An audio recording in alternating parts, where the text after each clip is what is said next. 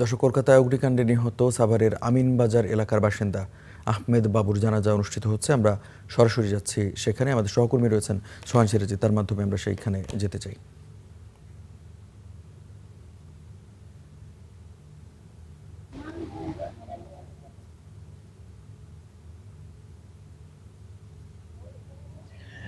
জি, সাভারের আমিনবাজার ইউনিয়নের যে বেগুনবাড়ি এলাকা রয়েছে, বেগুনবাড়ি এলাকার প্রসাধনী ব্যবসায়ী আহমেদ বাবু, তিনি কিন্তু কলকাতার যে হোটেল, আবাসিক হোটেলে শিখাহীন অগ্নি কাণ্ডের ঘটনায় তিনিও কিন্তু মারা যান। এবং গতকাল রাত বলা যায় অনেকটা মধ্যরাত ৩টার দিকে কিন্তু তার যে মরদেহবাহী যে গাড়িটি, সেটি কিন্তু এই এলাকায় এসে পৌঁছায় এবং তার যে বাড়িটি দেখতে পাচ্ছেন, এই বাড়িতে কিন্তু তার মরদেহটি রাখা হয়। তারপরে আজ সকাল 10টা নাগাদ এই যে আমি যে জায়গাটিতে রয়েছে, এখানে একটি খোলা মাঠ রয়েছে, এই মাঠেই কিন্তু আহমেদ বাবুর যে জানাজার নামাজ সেটি কিন্তু অনুষ্ঠিত হবে। এবং সেই জানাজার নামাজে আমরা দেখতে পেয়েছি যে প্রায় কয়েক হাজার মানুষের কিন্তু ঢল দেখতে পাই। এবং এখানে কিন্তু বিভিন্ন শ্রেণী পেশার মানুষজন অংশ নেয়, রাজনৈতিক ব্যক্তিত্ব সহ, স্থানীয় জনপ্রতিনিধি সহ, আহমেদ বাবুর বন্ধু, আত্মীয় স্বজন এবং তার পরিবারের লোকজনও কিন্তু এই জানাজায় অংশগ্রহণ করে। এবং তাদের প্রত্যেকের কিন্তু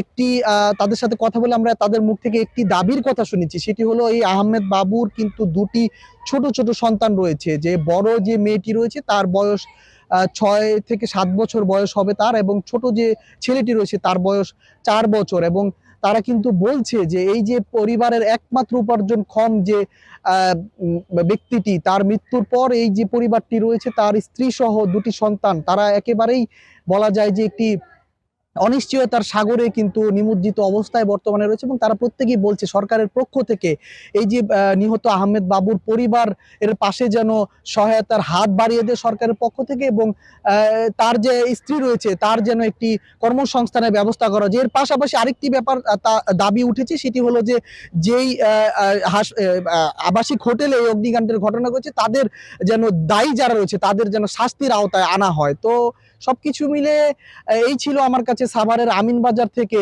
কলকাতায় অগ্নিদগ্ধ হয়ে নিহত আহমেদ বাবুর জানাজা পরবর্তী পরিস্থিতি নিয়ে। তো সোহান সিরাজি, আপনাকে ধন্যবাদ।